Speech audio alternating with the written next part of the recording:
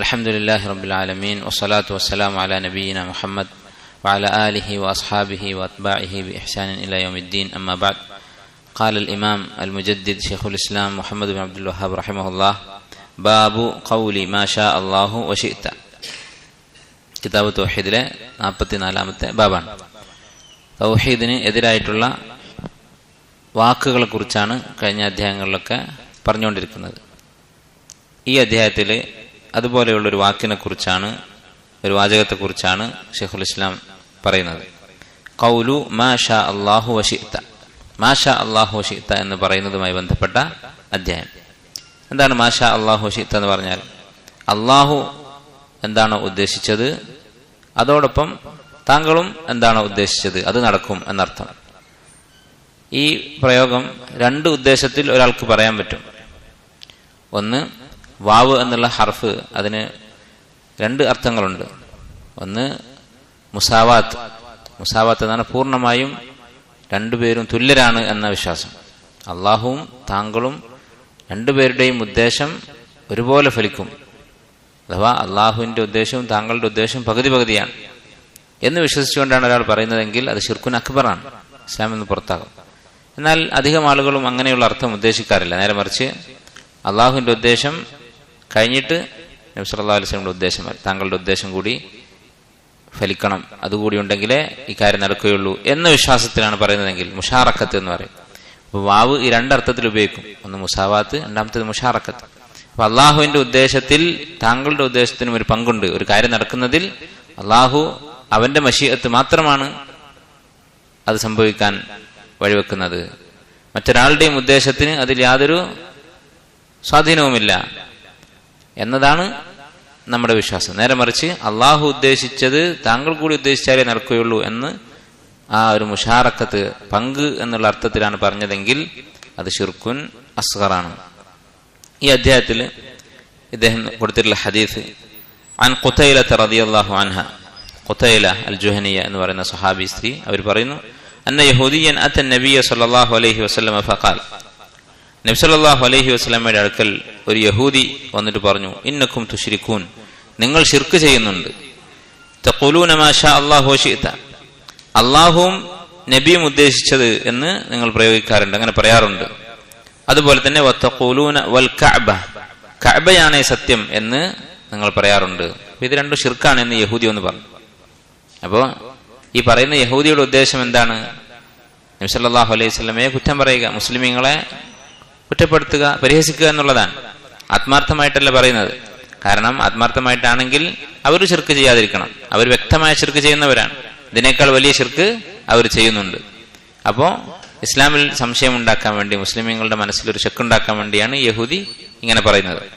അങ്ങനെ പറഞ്ഞപ്പോൾ നബി സല്ലല്ലാഹു അലൈഹി വസല്ലം എന്ത് ചെയ്തു? ശത്രുവാണ് പറയുന്നത്, അവരുടെ ഉദ്ദേശം ശരിയല്ല എന്നൊക്കെ വ്യക്തമാണ്. എന്നിട്ടും നബി സല്ലല്ലാഹു അലൈഹി വസല്ലം എന്ത് ചെയ്തു? ഫഅമറഹും നബി സല്ലല്ലാഹു അലൈഹി വസല്ലം ഇദാ അറാദു അൻ യഹ്ലിഫു അൻ യഖൂലു വറബ്ബിൽ കഅബ, വറബ്ബിൽ കഅബ എന്ന് പറയാൻ പഠിപ്പിച്ചു. വൽ കഅബ, കഅബയാണ് സത്യം എന്ന് പറയരുത്, കഅബയുടെ റബ്ബാണ് സത്യം എന്ന് പറയണം എന്ന് നബി സല്ലല്ലാഹു അലൈഹി വസല്ലം പഠിപ്പിച്ചു. വഅൻ യഖൂലു മാ ഷാ അല്ലാഹു സുമ്മ ശിഅത, അല്ലാഹു എന്താണോ ഉദ്ദേശിച്ചത് പിന്നീട് താങ്കളുടെ ഉദ്ദേശം എന്ന് പറയണം. മാ ഷാ അല്ലാഹു സുമ്മ ശിഅത എന്ന് പറയണം എന്ന് പഠിപ്പിച്ചു. ഇമാം നസായി ഉദ്ധരിച്ചിട്ടുള്ള സഹിഹായ ഹദീസാണ്. അപ്പോൾ അല്ലാഹുവിന്റെ ഉദ്ദേശം അതിന് തുല്യമാണ് നബി സല്ലല്ലാഹു അലൈഹി വസല്ലമയുടെ ഉദ്ദേശം, അതുപോലെ സ്വാധീനിക്കുന്നതാണ് നബി സല്ലല്ലാഹു അലൈഹി വസല്ലമയുടെ മശീഅത്ത് എന്ന് വിശ്വസിച്ചാൽ അത് ശിർക്കുൻ അസ്ഗറായി, അക്ബറായി, ഇസ്ലാമിൽ നിന്ന് പുറത്തായി. നേരെ മറിച്ച് അള്ളാഹുവിന്റെ ഉദ്ദേശമാണ് കാര്യം നടത്തുന്നത്, അള്ളാഹുവിന്റെ ഉദ്ദേശപ്രകാരമാണ് കാര്യങ്ങൾ നടക്കുന്നത് എന്നാണ് വിശ്വസിക്കുന്നത്.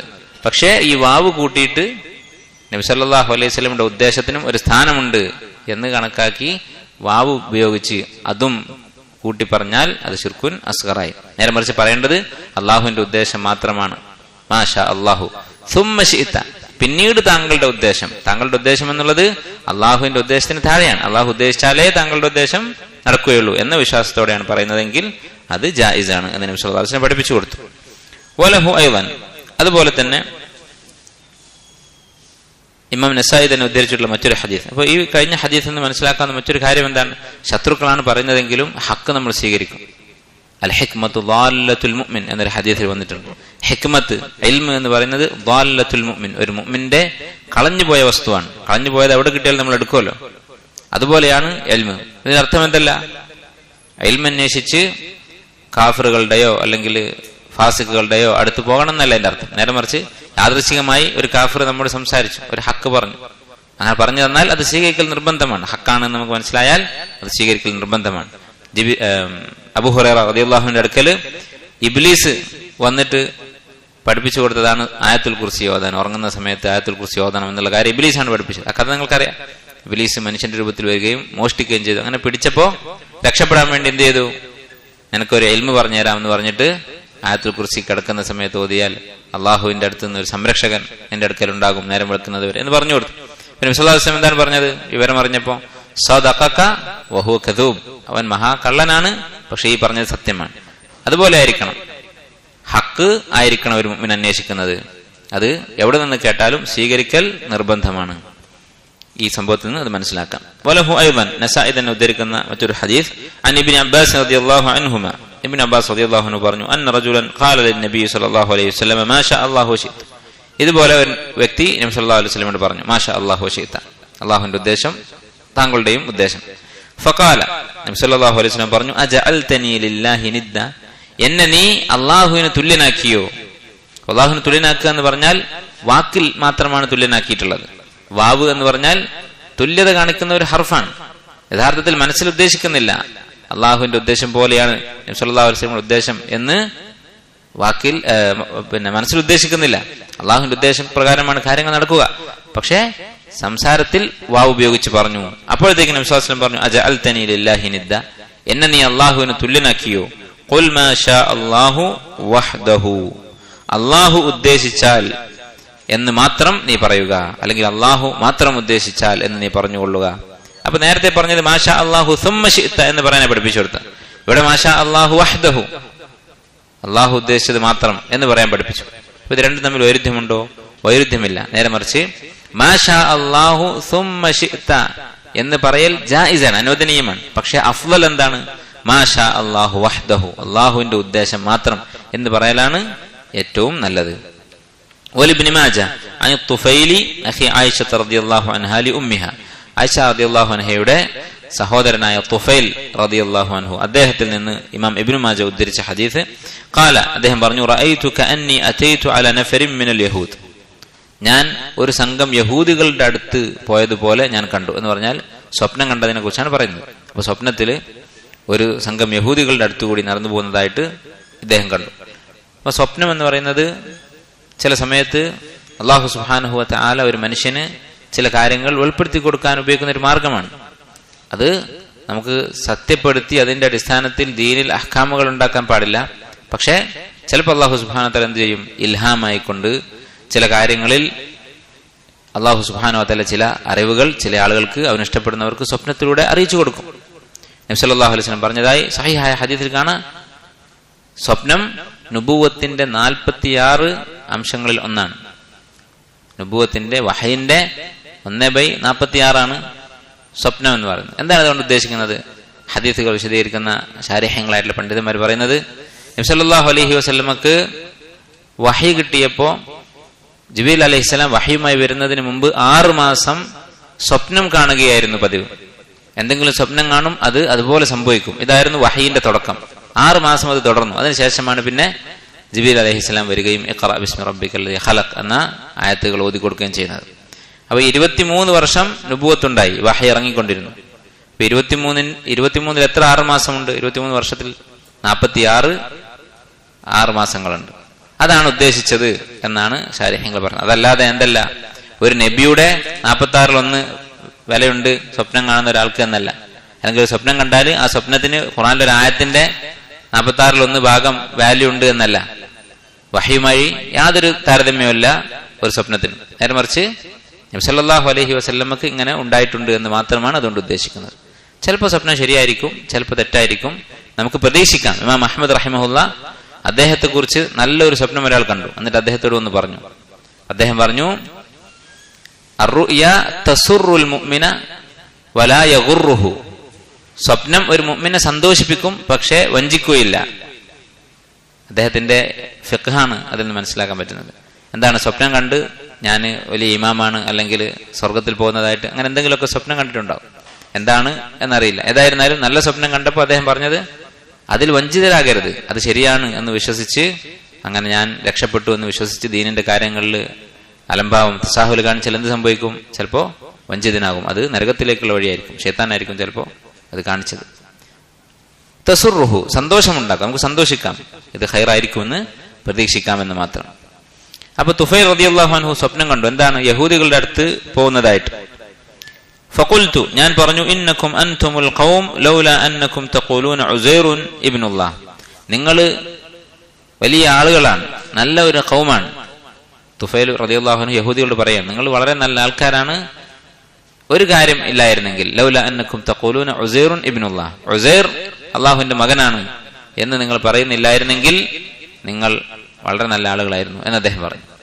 ഇത് പറഞ്ഞപ്പോ ഖാലു, അവർ പറഞ്ഞു തിരിച്ച്, വഅൻതുമുൽ ഖൗം, നിങ്ങളും അതുപോലെ തന്നെയാണ്, നല്ല ആളുകൾ തന്നെയാണ്. പക്ഷെ ലൗലാ അന്നക്കും തഖൂലൂന മാഷാ അല്ലാഹു വശാ മുഹമ്മദ്, മാഷാ അല്ലാഹ് വശാ മുഹമ്മദ്, മുഹമ്മദും അള്ളാഹും ഉദ്ദേശിച്ച കാര്യം എന്ന പ്രയോഗം നിങ്ങൾ നടത്തുന്നില്ലായിരുന്നെങ്കിൽ നിങ്ങളും നന്നായിരുന്നു എന്ന് തിരിച്ചു പറഞ്ഞു. സുമ്മ മറർത്തു ബിനഫരിൻ മിനൻ നസാറ, പിന്നെ ഇതേ സ്വപ്നത്തിൽ തന്നെ നസ്രാണികളുടെ അടുത്ത് കൂടി പോയി. ഫഖുൽതു ഇന്നക്കും അൻതുമുൽ ഖൗം ലൗലാ അന്നക്കും തഖൂലൂൻ അൽ മസീഹ് ഇബ്നുല്ലാഹ്, ഈസ അലൈഹിസ്സലാം അള്ളാഹുവിന്റെ മകനാണ് എന്ന് നിങ്ങൾ പറയുന്നില്ലായിരുന്നെങ്കിൽ നിങ്ങൾ അത്ര നല്ല ആളുകളായിരുന്നു എന്ന് അദ്ദേഹം പറഞ്ഞു. ഖാലു, അബു നസ്രാനികൾ തിരിച്ചു പറഞ്ഞു, വഅൻതുമുൽ ഖൗം, നിങ്ങളും നല്ല കൂട്ടരായിരുന്നു, ലൗലാ അന്നക്കും തഖൂലൂന മാഷാ അല്ലാഹു വശാ മുഹമ്മദ്, അവരും ഇതുപോലെ പറഞ്ഞു, മാഷാ അല്ലാഹു വശാ മുഹമ്മദ് എന്ന് പറയുന്നില്ലായിരുന്നെങ്കിൽ നിങ്ങളും വളരെ നല്ല ആളുകളായിരുന്നു. ഫലമ്മ അസ്ബഹ്തു, നേരം വെളുത്തപ്പോൾ, അഖ്ബർതു ബിഹാ മൻ അഖ്ബർതു, ഞാൻ ചില ആളുകളെയൊക്കെ വിവരം അറിയിച്ചു, ചില സഹാബത്തിനോടൊക്കെ പറഞ്ഞു ഇങ്ങനെ ഒരു സ്വപ്നം കണ്ടിട്ടുണ്ട് എന്ന് അറിയിച്ചു. സുമ്മ അതൈതു നബിയ സല്ലല്ലാഹു അലൈഹി വസല്ലം, പിന്നീട് ഞാൻ നബി സല്ലല്ലാഹു അലൈഹി വസല്ലമയുടെ അടുക്കലെത്തി. ഫഅഖ്ബർതുഹു, നബിയോട് കാര്യം പറഞ്ഞു. ഫഖാല, നബി സല്ലല്ലാഹു അലൈഹി വസല്ലം ചോദിച്ചു, അഖ്ബർത ബിഹാ അഹദൻ, നീ ആരോടെങ്കിലും ഇത് പറഞ്ഞിട്ടുണ്ടോ? ഖുൽതു നഅം, അപ്പോൾ തുഫൈൽ റളിയല്ലാഹു അൻഹു പറഞ്ഞു, അതെ ഞാൻ ചിലരോടൊക്കെ പറഞ്ഞിട്ടുണ്ട്. എന്തിനാണ് നബി സല്ലല്ലാഹു അലൈഹി വസല്ലം ഇങ്ങനെ ചോദിച്ചത്? ഉലമാക്കൾ പറയുന്നത്, ആരോടും പറഞ്ഞിട്ടില്ലെങ്കിൽ നബി സല്ലല്ലാഹു അലൈഹി വസല്ലമക്ക് എന്ത് പറയാം? ഇങ്ങനെ സംഭവം ഉണ്ടായിട്ടുണ്ട്, അതുകൊണ്ട് നിങ്ങൾ മാഷാ അല്ലാഹു വശാ മുഹമ്മദ് എന്ന് പറയരുത് എന്ന് പറഞ്ഞു കൊടുക്കാം. ആളുകളോട് പറഞ്ഞിട്ടുണ്ടെങ്കിൽ എന്ത് വേണം? തുഫൈൽ ഇങ്ങനെ പറഞ്ഞിട്ടുണ്ട് എന്ന് പറഞ്ഞിട്ട് സംസാരിക്കണം. എന്തുകൊണ്ടാണ് അങ്ങനെ? കാരണം നബി സല്ലല്ലാഹു അലൈഹി വസല്ലം നേർക്ക് നേരെ ഒരു കാര്യം പറയുമ്പോൾ അതിന് കൂടുതൽ സ്വീകാര്യത ഉണ്ടാകും. ഇയാൾ പറഞ്ഞു തന്നിട്ടാണ് എന്ന് പറയുന്നതിനേക്കാൾ സ്വീകാര്യത ഉണ്ടാകും വഹി ഇറങ്ങിയതാണ് എന്ന് പറഞ്ഞിട്ട് പറഞ്ഞു കൊടുക്കും. വഹി അവിടെ ഇറങ്ങിയിട്ടുണ്ട്, ഇത് ശരിവെച്ചുകൊണ്ട് അവിടെ വഹി ഇറങ്ങിയിട്ടുണ്ട്, അതുകൊണ്ടാണ് നബി സല്ലല്ലാഹു അലൈഹി വസല്ലം നിങ്ങൾ ഇങ്ങനെ പറയരുത് എന്ന് വിലക്കിയത്. പിന്നീട് ഇനി ആ ലഫ്ള് നമ്മൾ വായിക്കും. അപ്പൊ എന്തുകൊണ്ടാണ് നബി സല്ലല്ലാഹു അലൈഹി വസല്ലം ഇങ്ങനെ ചോദിച്ചത്? നീ ആരെങ്കിലും പറഞ്ഞോ ഇല്ലേ എന്ന് ചോദിച്ചത് ഇതിനു വേണ്ടിയിട്ടാണ്. പറഞ്ഞിട്ടില്ല എന്നാണെങ്കിൽ വഹി ഇറങ്ങിയതാണ് എന്ന് പറഞ്ഞുകൊണ്ട് തന്നെ പറഞ്ഞു കൊടുത്താൽ അതിന് കൂടുതൽ സ്വീകാര്യത ഉണ്ടാകും, അതിനു വേണ്ടിയാണ്. ഖാല, എന്നിട്ട് നബി സല്ലല്ലാഹു അലൈഹി വസല്ലം എന്ത് ചെയ്തു? ഫഹമിദല്ലാഹ, അല്ലാഹുവിനെ സ്തുതിച്ചു, അസ്ന അലൈഹി, അല്ലാഹുവിനെ പുകഴ്ത്തി. അപ്പോൾ സംസാരിക്കുന്നതിന്റെ മര്യാദയാണ് അള്ളാഹുവിനെ സ്തുതിക്കുക എന്നുള്ളത്. ഒരു മജ്ലിസ് തുടങ്ങുമ്പോൾ അൽഹംദുലില്ലാഹ് എന്ന് പറഞ്ഞ് അള്ളാഹുവിനെ സ്തുതിക്കുക. അതുപോലെ നബി സല്ലല്ലാഹു അലൈഹി വസല്ലമയുടെ പേര് സ്വലാത്ത് പറയുക. അത് ഗൗരവമുള്ള കാര്യങ്ങൾ സംസാരിക്കുമ്പോഴുള്ള അദബിൽപ്പെട്ടതാണ്, നബി സല്ലല്ലാഹു അലൈഹി വസല്ലമയുടെ സുന്നത്താണ്. ഇപ്പൊ ഇവിടെ ആളുകളെ വിളിച്ചു കൂട്ടിയിട്ട് നബി സല്ലല്ലാഹു അലൈഹി വസല്ലം ഹമിദല്ലാഹ വഅസ്ന അലൈഹി, അള്ളാഹുവിനെ സ്തുതിക്കുകയും പുകഴ്ത്തുകയും ഒക്കെ ചെയ്തു. സുമ്മ ഖാല, എന്നിട്ട് പറഞ്ഞു, അമ്മാ ബഅദ്.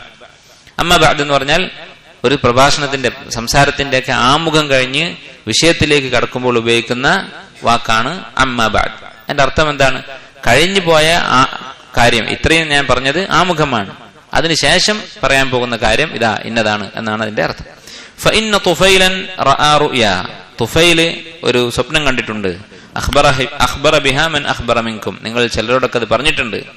എന്നിട്ട് നബി സല്ലല്ലാഹു അലൈഹി വസല്ലം പറഞ്ഞു, വഇന്നകും ഖുൽതും കലിമതൻ, നിങ്ങൾ പറയുന്ന ഈ വാക്ക് മാഷാ അല്ലാഹു വശാ മുഹമ്മദ് എന്ന് പറഞ്ഞുകൊണ്ടിരിക്കുന്നുണ്ടല്ലോ, ആ വാക്ക് കാന യംനഉനി കദാ വകദാ അന്നി അൻഹാകും അൻഹാ, അതിനെ തൊട്ട് നിങ്ങളെ തടയാൻ എനിക്ക് ചില തടസ്സങ്ങൾ ഉണ്ടായിരുന്നു. ചില റിവായത്തുകളിൽ ലജ്ജ കൊണ്ടാണ്, നാണം കൊണ്ടാണ് ഞാൻ തടയാതിരുന്നത് എന്ന് വന്നിട്ടുണ്ട്. അപ്പോൾ ഒരു സംശയം തോന്നാം, നബി സല്ലല്ലാഹു അലൈഹി വസല്ലം ഒരു തെറ്റ് കണ്ടാൽ ലജ്ജ കൊണ്ടത് തടയാതിരിക്കുവോ, ഉണ്ടാതിരിക്കുവോ? നമ്മൾ തന്നെ ഒരു തിന്മ കണ്ടാൽ ലജ്ജിച്ചുകൊണ്ട് തടയാതിരിക്കാൻ പാടില്ല, തടയണം. നബി സല്ലല്ലാഹു അലൈഹി വസല്ലം പറഞ്ഞു, ലാ തുഫദ്ദിലൂനി അലാ യൂനുസ് ഇബ്നു മത്ത, യൂനുസ് അലൈഹിസ്സലാമിനെ അദ്ദേഹത്തെക്കാൾ അഫ്ദലാണ് ഞാൻ എന്ന് നിങ്ങൾ പറയരുത്. ആളുകൾ ഇങ്ങനെ സംസാരിക്കുമ്പോൾ, നബിമാരെ കുറിച്ച് സംസാരിക്കുമ്പോൾ സംസാരത്തിൽ മുഹമ്മദ് അഫ്ളലു മിൻ യൂനുസ് എന്ന് നിങ്ങൾ പറയരുത് എന്ന് നബി സ്വല്ലല്ലാഹു അലൈഹി വസല്ലം വിലക്കിയിട്ടുണ്ട്. അപ്പൊ അങ്ങനെ ചെറിയ ചെറിയ തെറ്റുകൾ പോലും തടയുന്നയാളാണ് നബി സല്ലല്ലാഹു അലൈഹി വസല്ലം. അതുപോലെ നിരവധി സംഭവങ്ങൾ നമുക്കറിയാം. ഒരു തെറ്റ് കണ്ടാൽ നബി സ്വല്ലല്ലാഹു അലൈഹി വസല്ലം തടയും. മുആദ് ബിൻ ജബൽ റളിയല്ലാഹു അൻഹു ദീർഘമായി നമസ്കരിക്കുകയും അതിന്റെ പേരിൽ ഒരാൾ ജമാഅത്ത് ഒഴിവാക്കുകയൊക്കെ ചെയ്തപ്പോൾ അഫത്താൻ അൻത യാ മുആദ് എന്ന് പറഞ്ഞുകൊണ്ട് നബി സ്വല്ലല്ലാഹു അലൈഹി വസല്ലം വിലക്കിയിട്ടുണ്ട്. നിരവധി സംഭവങ്ങൾ. സ്വർണത്തിന്റെ മോതിരം കണ്ടപ്പോൾ അത് അയച്ച് വലിച്ചെറിഞ്ഞിട്ടുണ്ട്. അതുപോലെ തന്നെ ചിത്രങ്ങൾ കണ്ടപ്പോൾ, ഒരു കർട്ടനിൽ രൂപങ്ങൾ കണ്ടപ്പോൾ അത് കീറാൻ പറഞ്ഞിട്ടുണ്ട് നബി സല്ലല്ലാഹു അലൈഹി വസല്ലം. ഇൻകാറുൽ മുൻകർ വാജിബാണ്. നബി സല്ലല്ലാഹു അലൈഹി വസല്ലം അതിൽ വീഴ്ച വരുത്തുമോ? ഇല്ല. പിന്നെ എന്തുകൊണ്ടാണ് നബി സല്ലല്ലാഹു അലൈഹി വസല്ലം അഖീദയുമായി ബന്ധപ്പെട്ട, തൗഹീദുമായി ബന്ധപ്പെട്ട ഈ കാര്യം തടയാതിരുന്നത്? ലജ്ജ കൊണ്ടാണ് തടയാതിരുന്നത് എന്നാണ് പറയുന്നത്. ഉലമാക്കൾ പറയുന്നത് ഇത് തൗഹീദിനെ ബാധിക്കുന്ന ഷിർക്കുൻ അസ്ഗറാണ് എന്ന കാര്യം വഹി ഇറങ്ങിയിരുന്നില്ല. അള്ളാഹുവിന്റെ ഉദ്ദേശം കൊണ്ടാണ് കാര്യങ്ങൾ നടക്കുന്നത് എന്ന് വിശ്വസിച്ചുകൊണ്ട് മാഷാ അല്ലാഹു വശാ മുഹമ്മദ് എന്ന് പറഞ്ഞാൽ എന്നാലും അത് ഷിർക്കുൻ അസ്ഗറാണ് എന്നാണ് നമ്മൾ മനസ്സിലാക്കിയത്. അങ്ങനെ പറഞ്ഞാൽ അത് ഷിർക്കുൻ അസ്ഗറാണ് എന്ന കാര്യം വഹി ഇറങ്ങിയിരുന്നില്ല. അപ്പൊ വഹി ഇറങ്ങാതിരുന്നാൽ പിന്നെ അത് തടയൽ നിർബന്ധമില്ല. എന്നാലും തെറ്റാണത്, ഒഴിവാക്കലാണ് നല്ലത് എന്ന് നബി സ്വല്ലല്ലാഹു അലൈഹി വസല്ലം അറിയാഞ്ഞിട്ടല്ല. അതുകൊണ്ടാണ് ലജ്ജ കൊണ്ട് തടഞ്ഞില്ല എന്ന് പറയുന്നത്. അല്ലെങ്കിൽ എനിക്കറിയില്ലായിരുന്നു എന്നാണ് പറയാം. തെറ്റാണെന്ന് അറിയാമായിരുന്നു, പക്ഷെ അത് ഷിർക്കുൻ അസ്ഗറാണ് എന്ന് വ്യക്തമാക്കി വഹി ഇറങ്ങിയിട്ടില്ല. അതുകൊണ്ടായിരുന്നു ഞാൻ അത് തടയാൻ മടിച്ചത് എന്നാണ് നബി സല്ലല്ലാഹു അലൈഹി വസല്ലം പറഞ്ഞത്. ഫലാ തഖൂലു, അതുകൊണ്ട് നിങ്ങൾ ഇനി പറയരുത് മാഷാ അല്ലാഹു വശാ മുഹമ്മദ് എന്ന വാക്ക് നിങ്ങൾ പറയരുത്. വലാകിൻ ഖൂലു മാഷാ അല്ലാഹു വഹ്ദഹു, അല്ലാഹു ഉദ്ദേശിച്ചത് എന്ന് മാത്രം പറഞ്ഞുകൊള്ളുക എന്ന് നബി സല്ലല്ലാഹു അലൈഹി വസല്ലം പറഞ്ഞു. അടുത്ത ബാബ്, ബാബു മൻ സബ്ബ അദ്ദഹ്റ ഫഖദ് ആദല്ലാഹ് വഖൗലുല്ലാഹി വഖാലു മാ ഹിയ ഇല്ലാ ഹയാതുന ദുനിയ നമൂതു വനഹ്യ വമാ യുഹ്ലികുനാ ഇല്ലാ അദ്ദഹ്ർ. ബാബു മൻ സബ്ബ അദ്ദഹ്ർ, ആരാണോ കാലത്തെ ശപിച്ചത്, ദഹർ എന്ന് പറഞ്ഞാൽ കാലം, ആരാണോ കാലത്തെ ശപിച്ചത്, ഫഖദ് ആദല്ലാഹ, അവൻ അള്ളാഹുവെ ഉപദ്രവിച്ചിരിക്കുന്നു. അള്ളാഹുവെ ഉപദ്രവിക്കുക എന്ന് പറഞ്ഞാൽ മനുഷ്യർ തമ്മിൽ ഇന്നയാളെ ഉപദ്രവിച്ചു എന്ന് പറഞ്ഞാൽ എന്താണ്? ആദ്യത്തെ ആള് രണ്ടാമത്തെ ആൾക്ക് ഒരു പ്രയാസം ഉണ്ടാക്കി എന്നാണ് അർത്ഥം. എന്നാൽ അള്ളാഹുവിനെ ഉപദ്രവിച്ചു എന്ന് പറഞ്ഞാൽ അള്ളാഹുവിന് പ്രയാസമുണ്ടായി എന്നല്ല, നേരെ മറിച്ച് അള്ളാഹുവിനെ കുറിച്ച് ഒരു ആക്ഷേപം പറഞ്ഞു എന്നേ ഉള്ളൂ. അള്ളാഹുവിന് യാതൊരു പ്രയാസവും ഉണ്ടാവുകയില്ല. അതാണ് അള്ളാഹുവിന്റെ വിഷയത്തിൽ ഉപദ്രവിച്ചു എന്ന് പറഞ്ഞാലുള്ള അർത്ഥം. യുദീനി ഇബ്നു ആദം, ആദമിന്റെ സന്താനം എന്നെ ഉപദ്രവിക്കുന്നു എന്ന് അള്ളാഹു താല പറഞ്ഞിട്ട് ഖുദ്സിയായ ഹദീസിൽ പിന്നെ പറഞ്ഞ എന്താണ്? എനിക്ക് സന്താനമുണ്ടെന്ന് പറയുന്നു. ആ പറച്ചിലാണ് ഉപദ്രവം എന്ന് പറയുന്നത്. അതുകൊണ്ട് അള്ളാഹ്ക്ക് എന്തെങ്കിലും ബുദ്ധിമുട്ടുണ്ടോ? യാതൊരു ബുദ്ധിമുട്ടുമില്ല. ഈ അധ്യായത്തിൽ പറയുന്ന വിഷയം ഇതും ഷിർക്കുൻ അസ്ഗറിന്റെ ഒരു രൂപമാണ്. ഷിർക്കുൻ അസ്ഗറിൽപ്പെട്ട കാര്യമാണ് സബ്ബുദ്ദഹർ, കാലത്തെ കുറ്റം പറയുക എന്നുള്ളത്. കാലത്തെ കുറ്റം പറയുന്നത് ഉലമാക്കൾ പറയുന്നത് 3 തരത്തിലുണ്ട്. ഒന്ന്, കാലം പ്രവൃത്തികൾ ചെയ്യുന്നു എന്ന് വിശ്വസിക്കുക. ഇപ്പോ ചില ആൾക്കാർ പറയും മുഹറം മാസത്തിലെ 10 ദിവസം അത് നഹ്സുള്ള ദിവസമാണ്, ശകുനം ഉള്ള ദിവസങ്ങളാണ്, നല്ല കാര്യങ്ങൾ ചെയ്യാൻ പാടില്ല. ഈ പറയുന്ന ആളുകൾ ചിലപ്പോൾ അവരുടെ വിശ്വാസം എന്തായിരിക്കും? ഈ ദിവസത്തിനൊരു ശക്തിയുണ്ട്, ഞാനൊരു കാര്യം അന്ന് നല്ലത് ചെയ്യാൻ തീരുമാനിച്ചാൽ ഈ ദിവസം എന്നെ അതിൽ നിന്ന് തടയും, അതിൽ ഉപദ്രവം ഉണ്ടാക്കും എന്നാണ് വിശ്വസിക്കുന്നത്. അങ്ങനെ വിശ്വസിച്ചാൽ അത് ഷിർക്കുൻ അക്ബറാണ്. കാരണം അള്ളാഹുവിന് ഒരു പങ്കാളിയെ വെച്ചിരിക്കുകയാണ്. ദിവസം എന്ന് പറയുന്നതിനെ അള്ളാഹുവിൽ പങ്കു ചേർത്തിരിക്കുകയാണ്. വേറെ ചിലർ വിശ്വസിക്കുന്നത് എന്തായിരിക്കും? അങ്ങനെയൊന്നും വിശ്വസിക്കുന്നില്ല, ഈ ദിവസത്തിന് യാതൊരു ശക്തിയുമില്ല. നേരെ മറിച്ച് അള്ളാഹു ഇതിനെ ഒരു സബബാക്കിയിട്ടുണ്ട്. മുഹറം മാസത്തിൽ 10 ദിവസം എന്തോ കുഴപ്പമുണ്ട് എന്ന് ഒരു ആയത്തോ ഹദീസോ ഉണ്ട്, പണ്ഡിതന്മാരൊക്കെ പറയുന്നുണ്ടല്ലോ. അപ്പൊ അങ്ങനെ ആ ദിവസത്തിൽ അള്ളാഹു ഒരു കുഴപ്പം വെച്ചിരിക്കും എന്നാണ് ഒരാൾ വിശ്വസിക്കുന്നതെങ്കിൽ അത് ഷിർക്കുൻ അസ്ഗറാണ്. കാരണം എന്താണ്? ഒരു ഖായിദയുണ്ട്, പൊതു തത്വമുണ്ട്. ഒരു കാര്യം മറ്റൊരു കാര്യത്തിനുള്ള സബബ് അല്ലെങ്കിൽ അതിനെ സബബാക്കിയാൽ അത് ഷിർക്കാണ്, ഷിർക്കുൻ അസ്ഗറാണ്. ഇപ്പൊ ഒരാൾ പറയാണ്, വെറുതെ ഒരു അസുഖം വന്നാൽ എന്തെങ്കിലും ഒരു ചെടി, അത് അനുഭവത്തിലൂടെ ഇതിൽ മരുന്നുണ്ട് എന്ന് തെളിഞ്ഞതൊന്നുമല്ല, അതിനെ കുറിച്ച് വെറുതെ ഒരു ചെടി പറിച്ചു കൊടുക്കുക, ഇത് കഴിച്ചോ രോഗം മാറും എന്ന് പറഞ്ഞിട്ട് എന്തെങ്കിലും പുല്ലെടുത്ത് കൊടുക്കുക, അത് അള്ളാഹു സബബാക്കിയതല്ല. ഒരു കാര്യം മറ്റൊന്നിനുള്ള സബബാണെങ്കിൽ രണ്ടാലൊരു വഴിയിലൂടെ തെളിഞ്ഞിരിക്കണം. ഒന്നുകിൽ ശറഅ കൊണ്ട്, ഖുർആൻ കൊണ്ടോ ഹദീസ് കൊണ്ട് തെളിഞ്ഞിരിക്കണം, അല്ലെങ്കിൽ തജ്രിബ കൊണ്ട്, മനുഷ്യരുടെ പരീക്ഷണങ്ങളിലൂടെ, ശാസ്ത്രീയമായ ഗവേഷണങ്ങളോട് തെളിഞ്ഞിരിക്കണം. ഈ രണ്ടിലൊന്ന് ഒരു രൂപത്തിൽ തെളിയാത്ത ഒരു കാരണം ഒരാൾ ഉണ്ടാക്കിയാൽ അത് ഷിർക്കുൻ അസ്ഗറാണ്. അതുകൊണ്ട് ശ്രദ്ധിക്കണം. പല ചികിത്സകളും ഒക്കെ കാണാം, പുതിയ പുതിയ ചികിത്സാ രീതികൾ നോക്കിക്കഴിഞ്ഞാൽ അതെങ്ങനെയാണ് അതിന്റെ ഫലം വരുന്നതെന്ന് ശാസ്ത്രീയമായി യാതൊരു തെളിവുണ്ടാവില്ല. ശറയായിട്ട് പിന്നെ ഏതായാലും തെളിവില്ല. അങ്ങനെയുള്ള ചികിത്സകളൊക്കെ ശിർക്കുൻ അസ്ഗറിലാണ് പെടുക. അപ്പോ എന്ത് കാര്യം ചെയ്യുമ്പോഴും ചികിത്സ മാത്രമല്ല, എന്ത് കാര്യമായിരുന്നാലും ഇപ്പൊ ബുദ്ധി കൂടാനുള്ള മാർഗം, ഇന്ന ഭക്ഷണം കഴിച്ചാൽ ബുദ്ധി കൂടും, അത് ഒന്നുകിൽ ശാസ്ത്രീയമായി തെളിഞ്ഞതായിരിക്കണം, അല്ലെങ്കിൽ ശർഈയായി തെളിവുണ്ടായിരിക്കണം. ഇപ്പൊ ഉദാഹരണത്തിന് സംസം വെള്ളം ത്വആമു തുഅ്മിൻ വദവാഉ സുഖ്മിൻ, അത് വിശക്കുന്നവന് ഭക്ഷണമാണ്, അതുപോലെ രോഗത്തിനുള്ള ശിഫയാണ് എന്ന് ഹദീസിൽ വന്നിട്ടുണ്ട്. അപ്പൊ ഒരാള് സംസം വെള്ളം കുടിക്കുകയാണ്. അതുപോലെ തന്നെ മാഉ സംസം ലിമാ ശുരിബ ലഹു, എന്ത് ലക്ഷ്യം വെച്ച് കുടിച്ചാലും സംസം വെള്ളം അതിന് ഉപകരിക്കും എന്ന് പറഞ്ഞിട്ടുണ്ട്. അപ്പൊ ഒരാൾ കുട്ടികൾ ഉണ്ടാകണം എന്നുള്ള നിയത്തിൽ സംസം വെള്ളം കുടിച്ചു, എൽമുണ്ടാകണം, ബുദ്ധി കൂടണം, എന്ത് നിയത്തിലും കുടിക്കാം സംസം വെള്ളം. അത് സബബുൻ ശർഈയാണ്, ശർഈയായിട്ട് മതപരമായി വഹയിലൂടെ അള്ളാഹു അറിയിച്ചതാണ്. അതുപോലെ നമ്മൾ സാധാരണ കഴിക്കുന്ന മരുന്നുകൾ, നമ്മൾ രോഗം വന്നാൽ കഴിക്കുന്ന മരുന്നുകൾ, പനി വന്നാൽ പനിക്കുള്ള മരുന്നുണ്ട്, ജലദോഷത്തിനുള്ള മരുന്നുണ്ട്. ഈ മരുന്നുകൾ ശാസ്ത്രീയമായി മനുഷ്യൻ അവന്റെ തജ്രിബയിലൂടെ, എക്സ്പീരിയൻസിലൂടെ തെളിയിച്ചിട്ടുള്ളതാണ്. അതല്ലാത്ത ഒരു മാർഗം ഒരാൾ സ്വീകരിച്ചാൽ, ഇത് രണ്ടുമല്ലാത്ത ഒരു മാർഗം സ്വീകരിച്ചാൽ അത് ശിർക്കുൻ അസ്ഗറിലാണ് പെടുക. അപ്പൊ അതാണ് ഈ ലക്ഷണത്തെ, ദിവസങ്ങളുടെ കാര്യത്തിൽ വിശ്വസിക്കുന്നവരുടെ രണ്ടാമത്തെ അവസ്ഥ. അവർ ചിലപ്പോ എന്തായിരിക്കും വിശ്വസിക്കുന്നത്, ഇത് ഏതെങ്കിലും കിതാബിലൊക്കെ ഉണ്ടാകും, പണ്ഡിതന്മാര് ദീൻ പഠിപ്പിക്കുന്ന ആൾക്കാരാണല്ലോ പഠിപ്പിക്കുന്നത് എന്ന് വിചാരിച്ചിട്ട് ഒരാൾ ചെയ്യുകയാണെങ്കിൽ അത് ശിർക്കുൻ അസ്ഗർ ആയിരിക്കും. മൂന്നാമത്തേത്, ഒരാൾ വിശ്വസിക്കുന്നത് ഈ കാലം ഇതിന് യാതൊരു ശക്തിയുമില്ല, സമയത്തിന് യാതൊരു ശക്തിയുമില്ല, അത് അള്ളാഹു സബബാക്കിയിട്ടുമില്ല, അങ്ങനെ യാതൊരു വിശ്വാസവുമില്ല, വെറുതെ ചീത്ത പറയാം. ഇപ്പൊ ഒരാൾക്കൊരു ദിവസം മോശമായ അനുഭവങ്ങൾ ഉണ്ടായി, അപ്പൊ ഈ നശിച്ച ദിവസം എന്ന് പറഞ്ഞു, ഒന്നും വിശ്വസിക്കുന്നില്ല, നാവ് കൊണ്ട് മാത്രം അങ്ങനെ ഒരു വാക്ക് പറഞ്ഞു എന്ന് മാത്രം. അങ്ങനെ പറഞ്ഞാൽ അതും മഅസിയത്താണ്, ഹറാമാണ്, അങ്ങനെ പറയാൻ പാടില്ല. പക്ഷെ അത് ശിർക്കുൻ അക്ബറോ ശിർക്കുൻ അസ്ഗറോ അല്ല.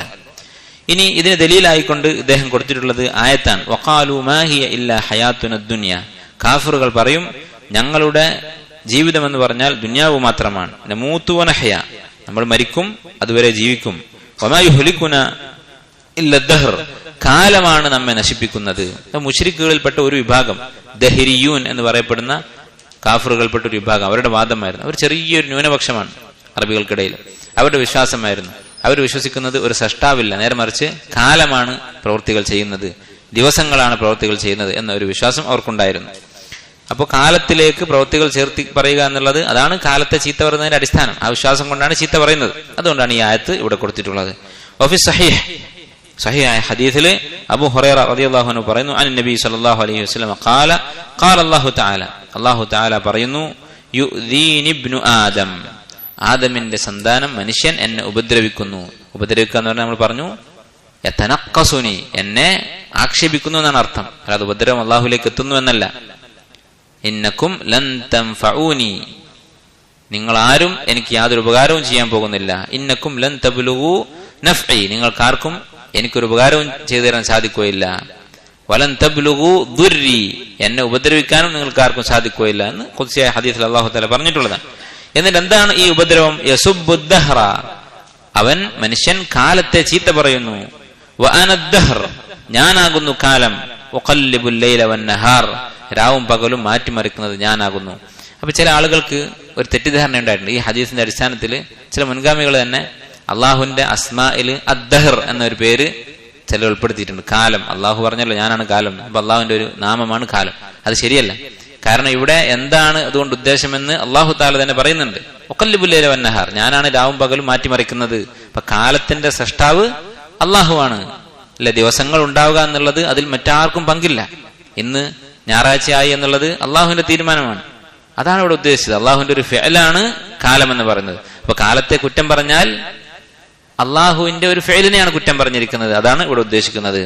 വഫി റിവായത്തിൻ, മറ്റൊരു റിവായത്തിൽ ലാ തസുബ്ബുദ്ദഹ്റ, നിങ്ങൾ കാലത്തെ ചീത്ത പറയരുത്. ഫഇന്നല്ലാഹ ഹുവദ്ദഹർ, അള്ളാഹുവാണ് കാലം എന്ന് പറഞ്ഞിട്ടുണ്ട്. അപ്പോൾ ഇങ്ങനെയുള്ള പ്രയോഗങ്ങൾ, ഈ നശിച്ച ദിവസം, അതുപോലെ തന്നെയുള്ള പ്രയോഗങ്ങൾ അത് നടത്താൻ പാടില്ല. ചില ആൾക്കാർ പറയും കഷ്ടകാലം, അവന്റെ കഷ്ടകാലം, അത് പറയുന്നത് ശരിയല്ല. അള്ളാഹു സുബ്ഹാനഹു വ തആലയുടെ തീരുമാനമാണ് കാലങ്ങളും ദിവസങ്ങളും മാസങ്ങളും ഒക്കെ മാറുക എന്നുള്ളത്. അതിനെ ആക്ഷേപിക്കുക എന്നുള്ളത് ഏറ്റവും കുറഞ്ഞത് ഹറാമാകും. അല്ലാത്ത വിശ്വാസത്തോടുകൂടി കാലത്തിന് കഴിവുണ്ടെന്ന് വിശ്വസിച്ചാൽ ശിർക്കുൻ അക്ബറാകും, അതൊരു സബബാണെന്ന് വിശ്വസിച്ചാൽ ശിർക്കുൻ അസ്ഗറാകും. അടുത്ത അധ്യായം ബാബു തസമ്മി ബിഖാദിൽ ഖുദാത്തി വനഹ്വിഹി. ഖാദിൽ ഖുദാത്ത് എന്നുള്ള പേര്, അതുപോലെയുള്ള പേരുകൾ, അതിനെക്കുറിച്ചുള്ള അധ്യായം. എന്താണ് ഖാദിൽ ഖുദാത്ത് എന്ന് പറഞ്ഞാൽ? ഖാദി എന്ന് പറഞ്ഞാൽ ന്യായാധിപൻ, വിധികർത്താവ്, ജഡ്ജ് എന്നൊക്കെയുള്ള അർത്ഥം. ഖുദാത്ത് എന്ന് പറഞ്ഞാൽ അതിന്റെ ബഹുവചനമാണ്, ജഡ്ജിമാര്, ഖാദിമാര്. ഖാദിൽ ഖുദാത്ത് എന്ന് പറഞ്ഞാൽ എല്ലാ ജഡ്ജിമാരുടെയും ജഡ്ജ്, എല്ലാ ഖാദിമാരുടെയും മുകളിലുള്ള ഖാദി. ഇത് അള്ളാഹു സുബ്ഹാനഹു വ തആലയാണ്, അള്ളാഹുവിന്റെ സ്ഥാനമാണ്. അപ്പോ ആ പേര് ഉപയോഗിക്കാൻ പാടില്ല എന്നാണ് ഈ അധ്യായത്തിൽ ശൈഖുൽ ഇസ്ലാം ഇവിടെ പറയുന്നത്.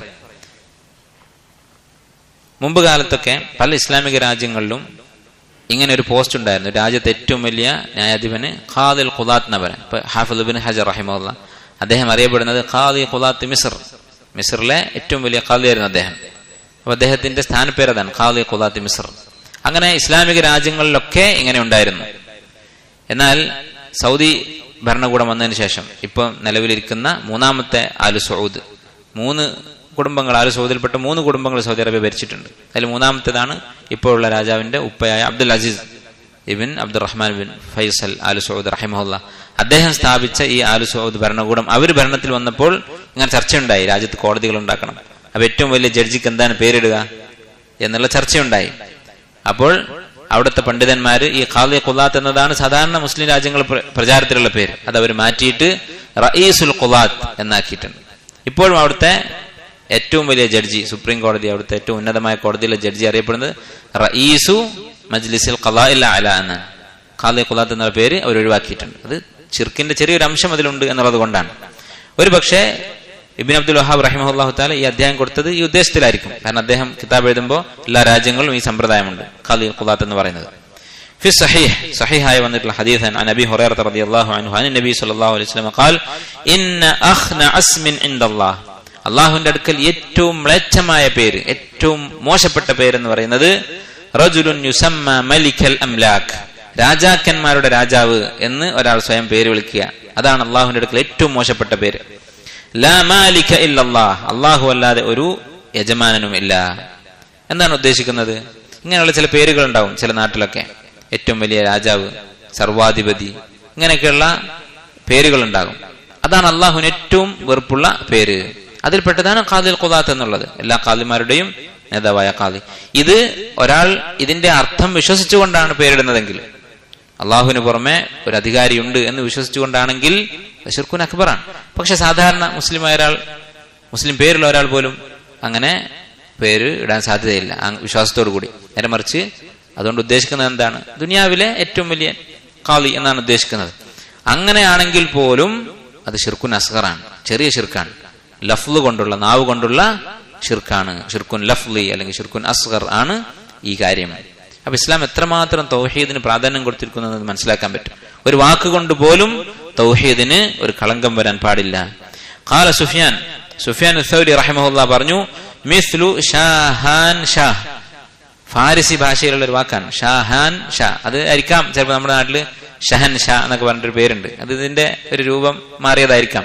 അതിന്റെ അർത്ഥം ഇതുപോലെ തന്നെയാണ്, ഏറ്റവും വലിയ രാജാവ്, ഷാഹ് എന്ന് പറഞ്ഞ രാജാവ് എന്നാണ്, രാജാക്കന്മാരുടെ രാജാവ് എന്നാണ്. അപ്പൊ ഏത് ഭാഷയിലായാലും ഇത് അതുപോലെ തന്നെയാണ്. കാരണം അർത്ഥത്തിൽ ഉള്ള ഈ കുഴപ്പമാണ് ഈ വാക്ക് ഹറാമാവാനുള്ള കാരണം. ഇത്തരം പേരുകൾ ഹറാമാണ്. വഫി റിവായത്തിൽ, മറ്റൊരു റിവായത്തിൽ ഇങ്ങനെയാണുള്ളത്, അഗ്യദു റജുലിൻ അലല്ലാഹി യൗമൽ ഖിയാമ, ഖിയാമത്ത് നാളിൽ അല്ലാഹുവിന് ഏറ്റവും കോപമുണ്ടാവുക, വ അഖ്ബസഹു, അല്ലാഹുവിന്റെ മുമ്പിൽ ഏറ്റവും മ്ലേച്ഛനായിട്ടുള്ളത് ഇങ്ങനെയുള്ള ആളാണ്. മലിക്കുൽ അംലാക്ക് എന്ന് പേരിട്ട, ഞാനാണ് ഏറ്റവും വലിയ രാജാവ് എന്ന് പറഞ്ഞ ആളാണ് എന്നാണ് ഹദീസിൽ വന്നിട്ടുള്ളത്. ഈ ഹദീസ് വിശദീകരിച്ചുകൊണ്ട് ചില പണ്ഡിതന്മാർ പറഞ്ഞിട്ടുള്ള ഒരു കാര്യം, ഇതുപോലെ തന്നെയാണ് ചില ആളുകൾ ചെയ്യുന്ന ഒരു പ്രവൃത്തി. എന്താണ്? ഇപ്പോ എന്തെങ്കിലും ഒരു കുഴപ്പമുണ്ടായാൽ, ലോകത്ത് എന്തെങ്കിലും ഒരു പുതിയ സംഭവവികാസം ഉണ്ടായാൽ അതൊക്കെ ഇവര് എന്ത് ചെയ്യും?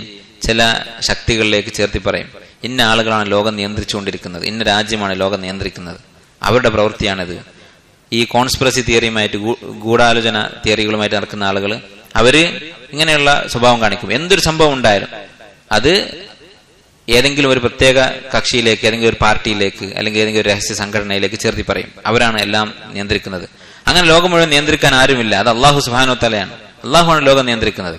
പല ആളുകളും പല തെറ്റുകളും ചെയ്യും, പല ചൂഷണങ്ങളും ചെയ്യുന്നുണ്ടാകും. പക്ഷെ എന്ത് സംഭവിച്ചാലും വ്യക്തമായ ഒരു പഠനം നടത്താതെ അത് ഇന്ന ആളുകളാണ് ചെയ്യുന്നത്, ഒരു ഇല അനങ്ങിയാൽ അത് ഇന്ന രാജ്യമാണ് അതിന്റെ പിന്നിൽ, ഏതെങ്കിലും ചെറിയ ചെറിയ രാജ്യങ്ങളെ കുറിച്ചൊക്കെ ആയിരിക്കും. ഇതുകൊണ്ട് പല അപകടങ്ങളുണ്ട്. ഒന്ന്, അത് തൗഹീദിനെ ബാധിക്കുന്ന കാര്യമാണ്. എന്ത് സംഭവിച്ചാലും വമാ അസാബകും മിൻ മുസീബത്തിൻ ഫമിനല്ലാഹ്, വമാ അസാബ മിൻ മുസീബത്തിൻ ഫമിനല്ലാഹ്, എന്തൊരു മുസീബത്ത് ദുനിയാവിൽ ഉണ്ടായാലും അത് അല്ലാഹുവിൽ നിന്നുള്ളതാണ്. ആ തൗഹീദിന്റെ പൂർണ്ണതയെ ഇത് ബാധിക്കും. രണ്ടാമത്തേത്, മുഅ്മിനീങ്ങളുടെ മനസ്സിൽ അകാരണമായ പേടി ഉണ്ടാക്കുക എന്നുള്ളത് അത് ശൈത്താന്റെ സ്വഭാവമാണ്. ഇന്നമാ ദാലികുമു ശൈത്താനു യുഖവിഫു ഔലിയാഹു. തന്റെ മിത്രങ്ങളെ കുറിച്ച് പേടി ഉണ്ടാക്കുന്നത് ശൈത്താന്റെ പണിയാണ്. ഫലാ തഖാഫൂഹും വഖാഫൂനി, നിങ്ങൾ അവരെ പേടിക്കരുത്, എന്നെ പേടിക്കുക എന്നാണ് അള്ളാഹു പറഞ്ഞത്. അപ്പൊ ഇതിന് നേരെ വിപരീതമാണ് ഈ സ്വഭാവം. നേരെ മറിച്ച് ഒരാൾ അന്വേഷിച്ച് പഠിച്ച് അയാൾക്ക് യഖീനായിട്ടുണ്ടെങ്കിൽ അയാൾക്ക് പറയാം. അതും അള്ളാഹുവിനെ കുറിച്ച് പറഞ്ഞതിന് ശേഷം മാത്രം. വയംകുറൂന വയംകുറുല്ലാഹ് വല്ലാഹു ഖൈറുൽ മാക്കിരീൻ. തന്ത്രം പ്രയോഗിക്കുന്നു, ശത്രുക്കൾ തന്ത്രം പ്രയോഗിക്കുന്നു, അള്ളാഹുവും തന്ത്രം പ്രയോഗിക്കുന്നവനാണ്. വല്ലാഹു ഖൈറുൽ മാക്കിരീൻ. ഇവരുടെ തന്ത്രങ്ങളെക്കാൾ വലിയ തന്ത്രം അള്ളാഹുവിന്റെ കയ്യിലുണ്ട്. ഇതൊക്കെ പറഞ്ഞ് സമാധാനിപ്പിച്ചതിന് ശേഷം മാത്രം ഇത്തരം വാക്കുകൾ പറയാൻ പാടുള്ളൂ. അതാണ് ഒരു മുസ്ലിമിന്റെ സ്വഭാവം. അടുത്ത ബാബ്, ബാബു ഇഹ്തിറാമി അസ്മാഇല്ലാഹി തആല വതഗ്യീരിൽ ഇസ്മി ലിഅജ്ലി ദാലിക. അള്ളാഹുവിന്റെ അസ്മാഇനെ, അവന്റെ നാമങ്ങളെ ബഹുമാനിക്കണം. ആ ബഹുമാനത്തിനു വേണ്ടി നമ്മുടെ പേരുകൾ മാറ്റുന്നതുമായി ബന്ധപ്പെട്ട ബാബ്. എന്താണ് ഈ ബാബ് കൊണ്ട് ഉദ്ദേശിക്കുന്നത്? അള്ളാഹുവിന്റെ തൗഹീദ്, അവന്റെ ഏകത്വം, അതിലുള്ള നമ്മുടെ അടിയുറച്ച വിശ്വാസത്തിന്റെ ഭാഗമാണ്. അള്ളാഹുവിന്റെ ഇസ്മ മറ്റൊരാൾക്കും വിളിക്കാൻ പാടില്ല. അള്ളാഹു സുബ്ഹാനഹു വ തആല അവന് ഇട്ടിട്ടുള്ള അവന്റെ അൽ അസ്മാഉൽ ഹുസ്ന അത് മറ്റൊരാൾക്കും വിളിക്കാൻ പാടില്ല. പണ്ഡിതന്മാർ പറയുന്നത് രണ്ട് രൂപത്തിലുണ്ട് അള്ളാഹുവിന്റെ ഇസ്മുകൾ. ഒന്ന് അള്ളാഹുവിന് ഖാസ് ആയിട്ടുള്ളത്, അത് മറ്റൊരാളെയും ഒരു സാഹചര്യത്തിലും വിളിക്കാൻ പാടില്ല. ഉദാഹരണത്തിന് അള്ളാഹ് എന്നുള്ള ഇസ്മ, അതുപോലെ അർ റഹ്മാൻ എന്നുള്ള ഇസ്മ, ഇതൊന്നും മറ്റൊരാളെയും വിളിക്കാൻ പാടില്ല. എന്നാൽ ചില ഇസ്മുകളുണ്ട്, അത് അള്ളാഹു അല്ലാത്തവരെയും വിളിക്കാം. ഖുർആനിൽ തന്നെ വിളിച്ചിട്ടുണ്ട്. ഉദാഹരണത്തിന് ബിൽ മുഅ്മിനീന റഊഫുൻ റഹീം. നബി സല്ലല്ലാഹു അലൈഹി വസല്ലമയെ കുറിച്ച് പറഞ്ഞു, മുഅ്മിനീങ്ങളോട് അങ്ങേയറ്റത്തെ സ്നേഹവും കരുണയും ഉള്ളവനാണ് നബി സല്ലല്ലാഹു അലൈഹി വസല്ലം. അപ്പൊ റഊഫുൻ റഹീമുൻ ഇത് രണ്ടും അള്ളാഹുവിന്റെ ഇസ്മുകളാണ്. പക്ഷെ നബി സല്ലല്ലാഹു അലൈഹി വസല്ലമയെ കുറിച്ച് ഈ ഇസ്മ അള്ളാഹു തആല തന്നെ ഉപയോഗിച്ചിട്ടുണ്ട്. പക്ഷെ ഇത്തരം ഇസ്മുകൾ ഉപയോഗിക്കുമ്പോൾ ഒരാൾക്കത് പേരിട്ട് നമ്മൾ വിളിക്കുമ്പോൾ, ഇവിടെ നബി സല്ലല്ലാഹു അലൈഹി വസല്ലമയുടെ വിശേഷണമായിട്ടാണ് ഖുർആനിൽ പറഞ്ഞത്. ഒരാൾക്ക് ആ പേരിടുകയാണെങ്കിൽ, ഒരു കുട്ടിക്ക് ഇപ്പം നമ്മൾ റഊഫ് എന്ന് പേരിടാൻ പറ്റുമോ? ഉലമാക്കൾ പറയുന്നത് അർത്ഥം ഉദ്ദേശിച്ചുകൊണ്ട് ഇടാൻ പാടില്ല. അതായത് ഇവൻ അങ്ങേയറ്റത്തെ സ്നേഹമുള്ളവനാണ് എന്ന ആ നിയ്യത്തിൽ റഊഫ് എന്ന പേരിടാൻ പാടില്ല. വെറുതെ ഒരു പേര്, ഒരു അക്ഷരം അതിട്ടു, റഊഫ് എന്നുള്ള പേരിട്ടു, അതിന്റെ അർത്ഥം നമ്മൾ ഉദ്ദേശിക്കുന്നില്ല. അല്ലെങ്കിൽ റഹീം എന്നുള്ള പേരിട്ടു, അവന് വിളിക്കാനൊരു പേര് വേണം, അത്രമാത്രം, അതിന്റെ അർത്ഥം ഉദ്ദേശിക്കുന്നില്ല. അങ്ങനെയാണെങ്കിൽ ഇടാം. നേരെ മറിച്ച് ആ അർത്ഥം ഉദ്ദേശിച്ചുകൊണ്ട് ഇവൻ അങ്ങേയറ്റത്തെ കരുണയുള്ളവനായിരിക്കും എന്ന് വിചാരിച്ചുകൊണ്ട് റഹീം എന്നുള്ള പേര് ഒരാളെ വിളിക്കാൻ പാടില്ല. ഒരാളെ നമ്മൾ വിളിക്കുമ്പോൾ കരുണയുള്ളവനാണ് എന്നുള്ള അർത്ഥം ഉദ്ദേശിച്ചുകൊണ്ട് യാ റഹീം എന്ന് വിളിക്കാൻ പാടില്ല. ഉദാഹരണത്തിന് നമ്മളെ കൂട്ടത്തിൽ ഒരാൾ, അയാള് നല്ല കാരുണ്യത്തിന്റെ പേരിൽ അറിയപ്പെട്ട ആളാണെന്ന് വിചാരിക്കാം, എല്ലാവരും സഹായിക്കുന്ന ഒരാളാണ്. ആ ഉദ്ദേശത്തിൽ നമ്മൾ അയാളെ പേര് വേറെന്താണ്, റഹീം എന്ന് വിളിക്കാൻ പറ്റുമോ? പാടില്ല. അത് ശിർക്കുൻ അസ്ഗറാണ്, അങ്ങനെ വിളിക്കാൻ പാടില്ല. നേരെ മറിച്ച് അവന്റെ പേര് റഹീം എന്നാണ്. അപ്പൊ അവനെ നമ്മൾ റഹീം എന്ന് വിളിക്കുന്നത് ഒരിക്കലും ആ വിശേഷണം ഉദ്ദേശിച്ചിട്ടല്ല. അവനെ വിളിക്കുന്നത് അവൻ ഏറ്റവും ക്രൂരനായിരിക്കും ചിലപ്പോൾ. റഹീം എന്ന് ആ പേര് എന്നുള്ള അർത്ഥത്തിൽ മാത്രം വിളിക്കുകയാണ്. അങ്ങനെയാണെങ്കിൽ കുഴപ്പമില്ല എന്നാണ് പണ്ഡിതന്മാർ പറയുന്നത്. ഈ ബാബിൽ ഒരു ഹദീസാണ് ശൈഖുൽ ഇസ്ലാം ഇബ്നു അബ്ദുൽ വഹാബ് റഹിമഹുല്ലാഹ് കൊടുത്തിട്ടുള്ളത്. അൻ അബി ശുറൈഹ് റളിയല്ലാഹു അൻഹു, അബൂ ശുറൈഹ് എന്ന് പറയുന്ന സഹാബി, അന്നഹു കാന യുക്ന അബുൽ ഹക്കം, അദ്ദേഹത്തിന്റെ കുനിയത്ത് അബുൽ ഹക്കം എന്നായിരുന്നു. അപ്പൊ കുനിയത്ത് എന്നുള്ളത് സുന്നത്താണ്, നബി സല്ലല്ലാഹു അലൈഹി വസല്ലമയുടെയും സഹാബത്തിന്റെയും സുന്നത്താണ്. ഒരാളെ ബഹുമാനിച്ചുകൊണ്ട് കുനിയത്ത് വിളിക്കുക എന്നുള്ളത് അറബികളുടെ ചര്യയാണ്. നബി സല്ലല്ലാഹു അലൈഹി വസല്ലം സ്ഥിരപ്പെടുത്തിയിട്ടുള്ളതാണ്. നബിയും സഹാബത്തും പരസ്പരം കുനിയത്ത് വിളിച്ചതായി ഹദീസുകൾ കാണാൻ സാധിക്കും. കുനിയത്ത് എന്ന് പറഞ്ഞാൽ എന്താണ്? കുട്ടിയുടെ പേര് ചേർത്തിട്ട്, അധികവും മൂത്ത മകന്റെ പേര് ചേർത്തിട്ടായിരിക്കും കുനിയത്ത് വിളിക്കുക. അബുൽ ഖാസിം എന്നായിരുന്നു നബി സല്ലല്ലാഹു അലൈഹി വസല്ലമയുടെ കുനിയത്ത്. അതുപോലെ തന്നെ സഹാബത്തിന്റെ ഒക്കെ കുനിയത്തുകൾ നമുക്ക് കാണാം. അബു ഹഫ്സ് എന്നാണ് ഉമർ റളിയല്ലാഹു അൻഹുവിന്റെ കുനിയത്ത്. ഇതാണ് കുനിയത്ത് എന്ന് പറയുന്നത്, അത് സുന്നത്താണ്. അപ്പൊ അബുൽ ഹക്കം എന്നായിരുന്നു ഈ സഹാബിയുടെ വിളിപ്പേര്. ഫഖാല ലഹു നബി സല്ലല്ലാഹു അലൈഹി വസല്ലം, നബി സല്ലല്ലാഹു അലൈഹി വസല്ലം അദ്ദേഹത്തോട് പറഞ്ഞു, ഇന്നല്ലാഹ ഹുവൽ ഹക്കം. അൽ ഹക്കം എന്നുള്ളത് അള്ളാഹുവിന്റെ ഇസ്മാണ്. അൽ ഹക്കം എന്ന് പറഞ്ഞാൽ ന്യായാധിപൻ, വിധി തീർപ്പ് കൽപ്പിക്കുന്നവൻ എന്നാണ്. അപ്പൊ അള്ളാഹുവിന്റെ ഇസ്മാണ് അൽ ഹക്കം എന്നുള്ളത്. അതുകൊണ്ട് വഇലൈഹിൽ ഹുക്ം, അവനിലേക്കാണ് എല്ലാ കാര്യങ്ങളും, വഇലൈഹിൽ ഹുക്ം, അവനിലേക്കാണ് എല്ലാ വിധികളും മടങ്ങുന്നത് എന്ന് നബി സല്ലല്ലാഹു അലൈഹി വസല്ലം പറഞ്ഞു. ഫഖാല, അപ്പൊ ഈ അബുൽ ഹക്കം എന്നറിയപ്പെടുന്ന അബൂ ശുറൈഹ്, അപ്പൊ എങ്ങനെ അയാൾക്ക് രണ്ട് കുഞ്ഞത്തുണ്ടായി? അത് ഈ ഹദീസ് വായിക്കുമ്പോൾ മനസ്സിലാവും.